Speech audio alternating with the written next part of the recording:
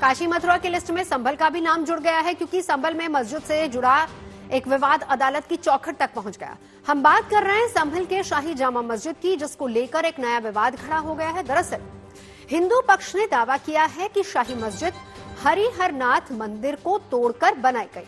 ऐसे में हमारा आज का छठा सवाल भी इससे जुड़ा हुआ है कि संभल शाही जामा मस्जिद विवाद और हिंसा के पीछे की वजह क्या है।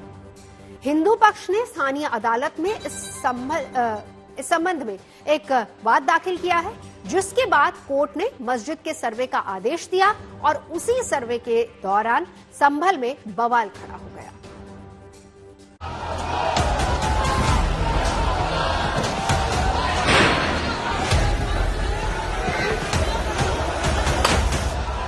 एक तरफ पुलिस, दूसरी तरफ पत्थरबाज। उन्माद से भरे संभल की ये तस्वीर रविवार की है, जब शाही जामा मस्जिद का सर्वेक्षण करने के अदालती आदेश पर सुबह सवेरे टीम पहुंची तो वहां अचानक पत्थरबाजी शुरू होने लगी। दरअसल रविवार को संभल की शाही मस्जिद का एडवोकेट कमिश्नर का सर्वे होना था। 19 नवंबर को इसका पहला दौर पूरा हुआ था और किसी तरह का कोई बवाल देखने को नहीं मिला था। लेकिन रविवार को जब टीम सर्वे के लिए पहुंची तो शाही जामा मस्जिद के पास बवाल मच गया।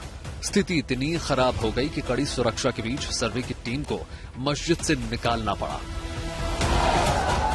लेकिन सवाल ये उठता है कि आखिर इस रविवार की सुबह संभल में बवाल क्यों हुआ? ऐसा क्या हुआ कि अचानक संभल हिंसा की आग में धधकने लगा? दरअसल इसके पीछे का कारण संभल की शाही जामा मस्जिद को लेकर उठा विवाद है। पिछले हफ्ते 19 नवंबर को संभल में सिविल जज की कोर्ट में हिंदू पक्ष ने एक याचिका दाखिल की है, जिसमें दावा किया गया है कि संभल में जहां अभी जामा मस्जिद है, वहां पहले श्री हरिहर मंदिर हुआ करता था।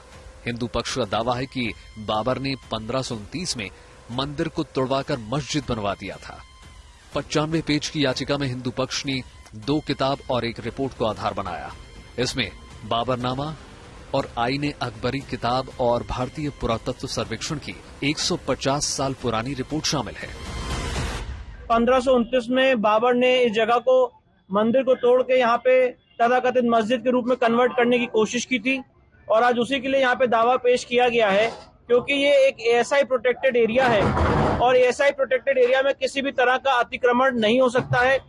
वहाँ पे अभी भी ऐसे बहुत सारे साइंस और सिंबल्स हैं जो हिंदू मंदिर के हैं, हरिहर मंदिर के हैं। उन्होंने सर्वे किया है पूरी जामा मस्जिद का, पूरी शाही जामा मस्जिद संभल का उन्होंने सर्वे किया है और हमने उसमें उनका सहयोग किया है। हम भी साथ थे, ऐसा नहीं था कि हम लोग नहीं थे। हम प्रतिवादी हैं। अभी हमें नोटिस तामील कराया गया है, हम भी मौजूद थे। लेकिन सर्वे में कोई ऐसी आपत्तिजनक कोई चीज नहीं पाई गई है जिससे कोई संदेह इस तरह का हो। यही माना जाएगा कि ये असलियत में जामा मस्जिद ही है। मामला कोर्ट में पहुंचा तो संभल की सिविल कोर्ट ने एक हफ्ते में कोर्ट कमिश्नर सर्वे की रिपोर्ट मांगी, जिसके बाद 19 नवंबर की शाम को ही सर्वे के लिए टीम शाही जामा मस्जिद पहुंची और सर्वे में 1.25 घंटे तक मस्जिद परिसर की फोटोग्राफी की।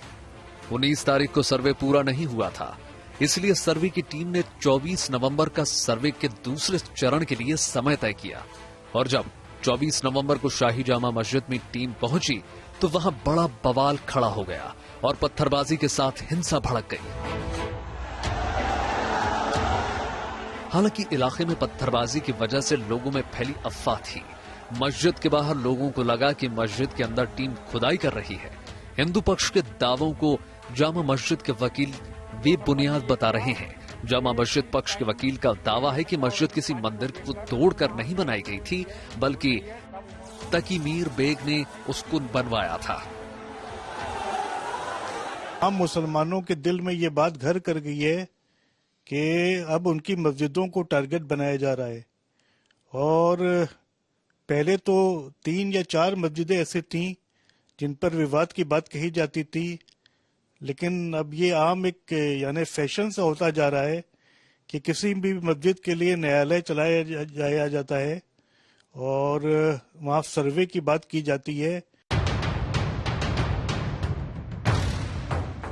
संभल में मंदिर और मस्जिद विवाद कोर्ट की दहलीज पर है और 29 नवंबर को इस मामले की सुनवाई होगी।